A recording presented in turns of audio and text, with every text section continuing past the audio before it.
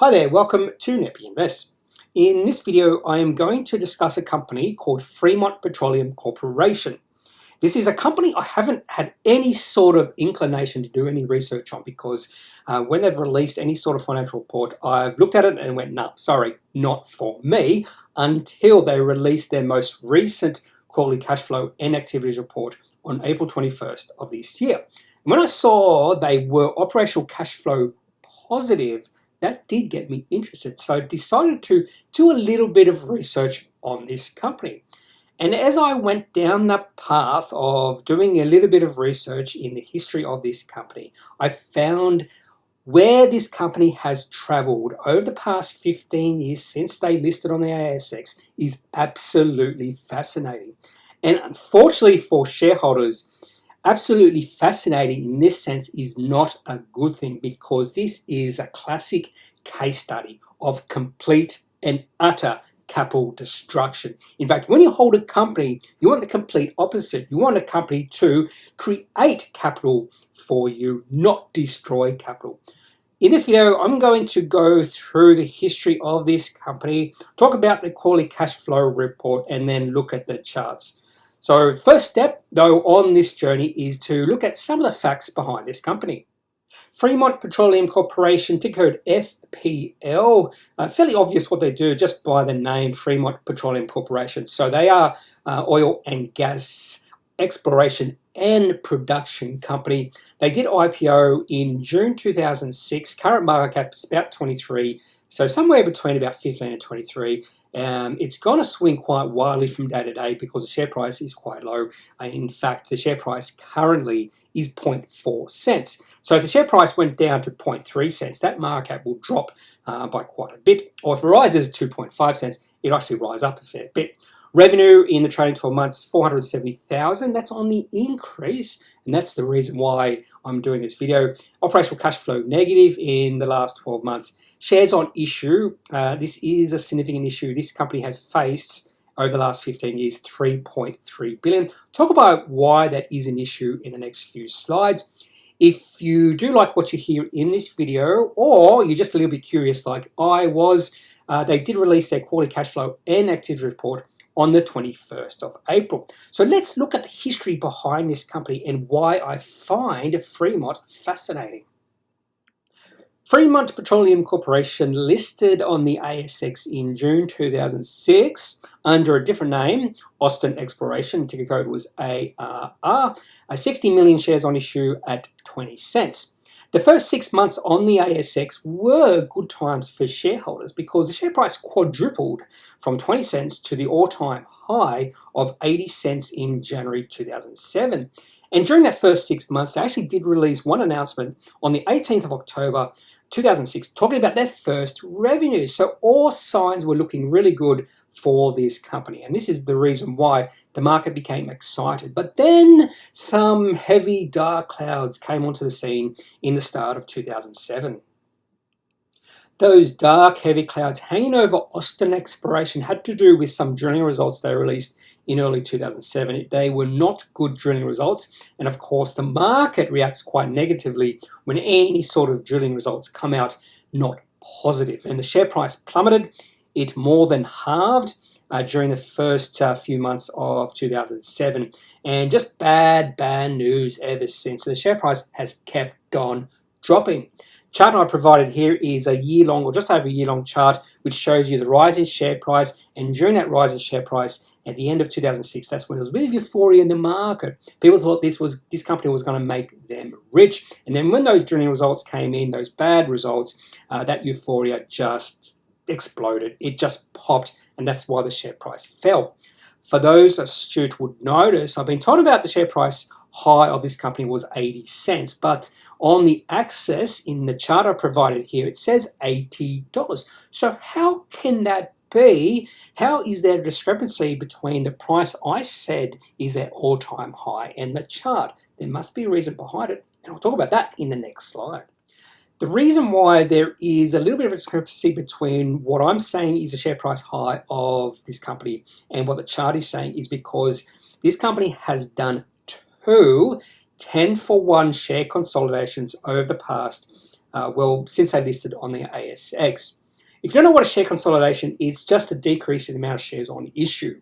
So if you had 10,000 shares on issue when they IPO'd, you only now have 100. And the reason they've done these share consolidations is because they've continually done capital raisings. And when you do capital raisings, you increase the amount of shares on issue. That's how you get new capital into the company, or new cash into the company.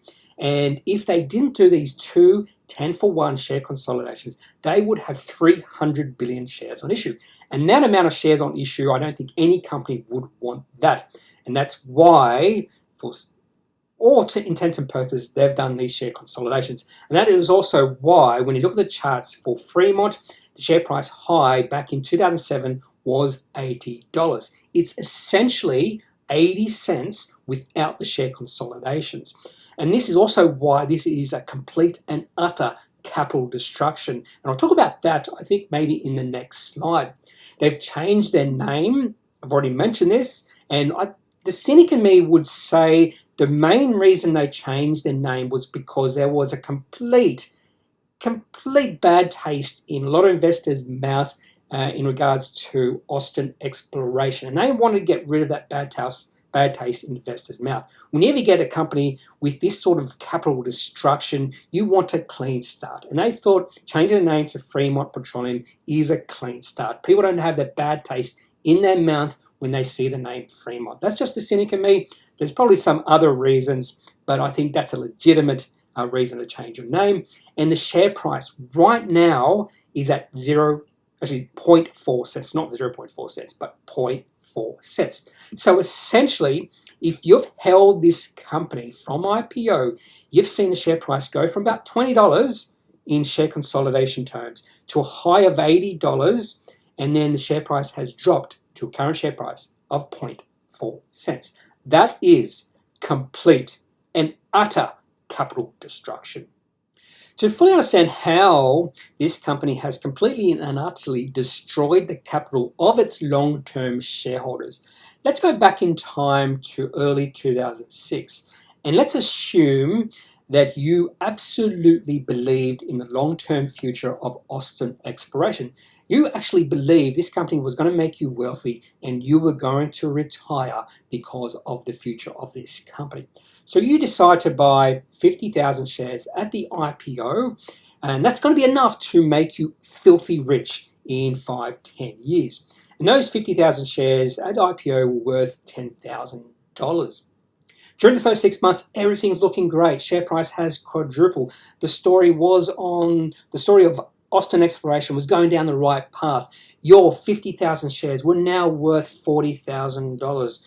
You were thinking of or planning of where you were going to retire, thinking of the massive yacht you were going to buy, of those worldwide trips you were going to do once you retired. Everything was looking rosy in January 2007. But then that bad news started to roll in. But you were the buy and hold sort of investor. You believed in the long-term future of this company. So you did not sell out at all. So what has happened to your 50,000 shares? Because those 50,000 shares have decreased because of those two 10-for-1 share consolidations. So your 50,000 shares have turned into 500 shares. Now, this is making a massive assumption that you did not partake in any capital raisings, which is a long stretch, because if you absolutely believed in the future of this company, there's more than likely you would have been a significant player in the capital raisings, particularly those early capital raisings of the company, and more than likely those 50,000 shares would have been significantly higher. But let's just assume you didn't partake in any of those capital raisings. You thought 50,000 shares was going to be enough for you to retire. So your 50,000 shares now only are 500 shares because of those share consolidations. So what are those 500 shares worth now at today's prices? Current share price at closing on 21st of May is 0.4 cents. So that means your 500 shares in Fremont Petroleum Corporation, aka Austin Exploration, is now equal to $2. So the value of your holdings in this company have gone from a high of $40,000 to a current share price of $2, which may not be enough money to buy a coffee. And that, my friends, is the very definition of a company that completely and utterly destroys the capital of their long-term shareholders. Let's talk about the one reason why I became interested in doing a little bit of research on this company, and that's the cash flow statement we see right here. Now, receipts from customers was $1.9 million for the quarter, and that is significantly higher than previous years, not quarters, years. And that's one reason I became a little bit interested, wanted to know why we saw a massive increase. And we saw that massive increase because of an acquisition the company made. It does look like that acquisition is paying dividends, not literal dividends, but dividends in terms of becoming operational cash flow positive, which is see right down the bottom there. And that's the main reason I became interested in this company, the fact they were operational cash flow positive. But as I delved a little bit deeper, they did make one subtle change to the way they deal with exploration and evaluation. You can see here, there's a payments for exploration and evaluation if expensed. And in previous quarters, they've expensed exploration and evaluation, and this is where it would have fallen. But instead of cash flows from operating activities, exploration and evaluation now falls in another section, which I'll show you in the next slide. So they actually have increased cash on hand from 1.6 million to 4.5 million. So there must have been another way they've increased their cash on hand. So did they do a capital raising? We'll talk about that in the next slide as well. For those who don't know, in the cash flow statement, we do have three sections or three ways a company can get cash flows. So operating activities, investing activities, and financing activities. Mostly I only look or focus on operating activities because that is the operations of the company, but we can sometimes, or we should always look at investing activities and financing activities. So I'm looking at investing activities here because they did make one significant change over the past few quarters, and that is the way they deal with exploration and evaluation. So in the past, they've expensed it, but now they've capitalized it, and now exploration and evaluation is treated very similar to capital expenditure and falls in the cash flows from investing activities. And what I've done, when I'll show you the next slide, the history of cash receipts and operational cash flow positive or negative, I've actually expensed it, not capitalized it, just to make all quarters similar to each other.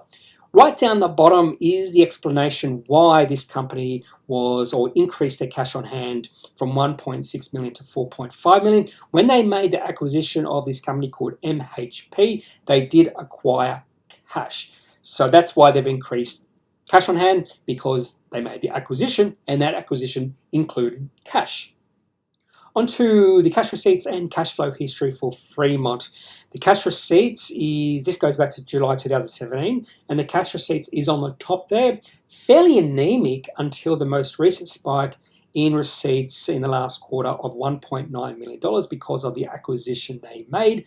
On the bottom in the orange is the cash flow or operational cash outflow or outflow at this point in time.